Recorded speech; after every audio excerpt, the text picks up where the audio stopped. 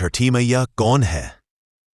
मार्कंडेय पुराण में बताया गया है कि सृष्टि की रचना करने वाली देवी प्रकृति ने अपने आप को 6 भागों में बांटा था। प्रकृति देवी का जो छठा भाग था वह सबसे महत्वपूर्ण माना जाता है।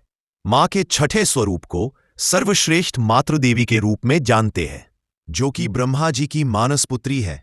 नवरात्रि में छठे दिन मां कात्यायनी की पूजा होती है। छठ पर क्यों होती है छठी मैया और सूर्यदेव की पूजा? ऐसी मान्यता है कि छठी मैया को सूर्यदेव की बहन माना जाता है। इस वजह से छठ के इस पर्व पर छठी मैया और सूर्यदेव दोनों की पूजा की जाती है। ऐसा कहा जाता है कि जब किसी नवजात बच्चे का जन्म होता है तो उसके बाद 6 दिन तक छठी मैया उनके पास रहती है और छठी दिन इसी माता का पूजन किया जाता है। छठ पर्व की जुड़ी एक पौराणिक कथा के अनुसार एक राजा था जिसका नाम प्रियंवद था, जिनके कोई संतान नहीं थी। इसके बाद महर्षि कश्यप ने पुत्रेष्टि यज्ञ कराया। इस यज्ञ का प्रभाव से उन्हें संतान की प्राप्ति तो हुई, लेकिन वह मरी हुई थी। राजा प्रियंवद बच्चे के वियोग में प्राण त्यागने लगे। उस वक्त ही वहां छठी मैया प्रकट हुई और कहा कि हे राजन, आप मेरी पूजा करें और बाकी लोगों को भी मेरी पूजा के लिए प्रेरित करें। संतान की इच्छा रखकर राजा ने देवी षष्ठी का व्रत किया, जिसके प्रभाव से उन्हें संतान की प्राप्ति हुई। जब से संतान की कामना के लिए भी छठ पूजा की जाने लगी।